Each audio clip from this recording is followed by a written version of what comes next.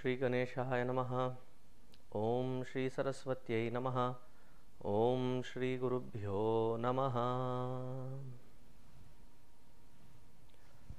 Adi Shankaracharya ji, in his Bhaja Govindam, he says, Bhagavad Gita Kinchidadita Ganga Jalalava Kanika Pitva. There he suggests that even an ounce of Bhagavad Gita will be sufficient to take us away from this limitations of pangs, misery and sorrow. When it says limitations of pangs, misery and sorrow, not that this pangs, misery and sorrow will evaporate, but we will get the strength to deal with it, to go through with it. That stamina is built through Bhagavad Gita. Now this Bhagavad Gita is a very rare scripture. In our Hindu scriptures, when we look at various categories, there are 4 categories.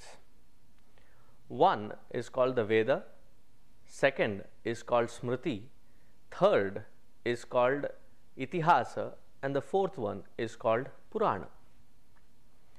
Bhagavad Gita has a very unique confluence of all these 4 put together. The reason I say so is because Yat Bhagavata Proktam Tat Vedam, that which is given directly by the Lord is called the Veda. So when you look at Bhagavad Gita, it was given by none other than the Purnavatara Bhagavan Sri Krishna himself. It is definitely a part of Itihasa, Mahabharata, which was composed by sage Vedavyasa. So therefore it becomes the Itihasa. Now Purana, the unique style of Purana is that it chronologically brings in the chronicles of various avatars, various god forms, and puts them, compiles them into one book format. So in nutshell, Purana is the chronicles chronologically compiled on various deities is called Purana. So with that perspective, it covers the life and work of Bhagavan Sri Krishna, primarily to establish dharma, and his method of establishing dharma was in empowering the Pandavas through and through their long span to reach to that pinnacle of dharma. So therefore Bhagavad Gita can be called as a Purana. And then the last, it has the instructions of what to do, when to do, how to do, and what not to do. So the Smriti Granthas basically talk about these do's and don'ts. Therefore Bhagavad Gita can be also called as the Smriti Grantha. So we find that Bhagavad Gita is Veda, Itihasa, Smriti and Purana. So such a unique combination of all 4 of them in one scripture, which is not as complicated as the Vedas, but it is in a very easy Sanskrit flowing and a very logical, methodical growth from one chapter, one subject, one aspect to the other. In through these 18 chapters, Bhagavan first allows Arjuna to open himself up to understand Arjuna's confusion. Not that Bhagavan did not understand it, it would only give the opportunity for Arjuna to vent himself out, and that venting process is called Arjuna Vishada Yoga. Then to that Arjuna disease, as Gurudev puts it, Swami Chinmaya ji, he puts it very beautifully, Bhagavad Gita is a medicine for Arjuna disease, wherein we fail to recognize our responsibility and fulfill them whenever required to the utmost potential that that situation is demanding. When Arjuna fails to understand this, Bhagwan starts his message or the method to deal with this kind of psychological impotency. So in the second chapter, he gives the crux of entire Vedantic knowledge, dispelling all the arguments that Arjuna has stated in the first chapter. Then takes different themes that are given through the second chapter in the rest of the chapters, starting from the third chapter all the way to the 17th chapter. And in the 18th chapter, he summarizes everything into the nugget that one can hold, one can take as the message of Bhagavad Gita. In this elaborate process, which includes 700 shlokas, orthodoxically speaking, because otherwise there are 701 shlokas, but in any case, through this elaborate process of 700 shlokas, Bhagavan systematically develops the thought and gives not just Arjuna, but through Arjuna to the entire world this sacred message.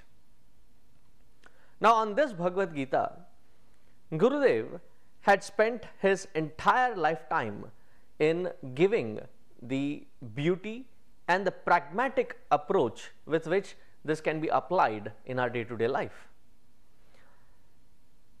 And Gurudev always used to say that catch them young.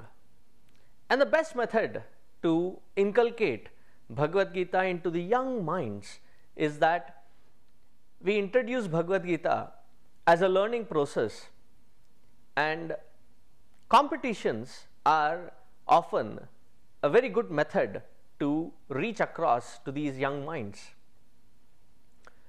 This year, 2015, all the way to 2016, we will be celebrating series of events in marking Puja Gurudev's 100th birth year.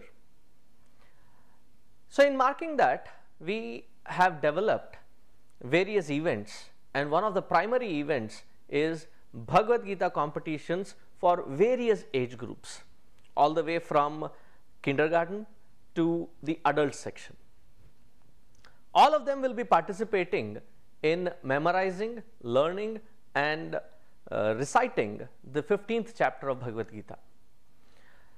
Now, the understanding of this competition is such that when we catch the minds young and infuse them with this Bhagavad Gita at that young age, they may or may not understand the meaning behind all these shlokas.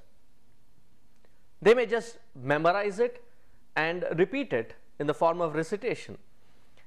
But when spirituality knocks in, whenever it happens, hopefully sooner than later, that this Bhagavad Gita, this sacred knowledge, is no more in the books, but it's already embedded in their minds, that all that they have learnt, all that they have systematically memorized will help them at a later stage. So that is one benefit. The memorizing as such, whether it be ancient Hindus or the ancient Chinese, we always insisted on memorizing things. The reason is that, like in a computer system, you have a filing method, that if it is a music, it goes into the music folder. If it is a picture, it goes into the picture folder. If it is a document, it goes into the document folder. If it is the processor which helps run the system better, it goes into that filing system.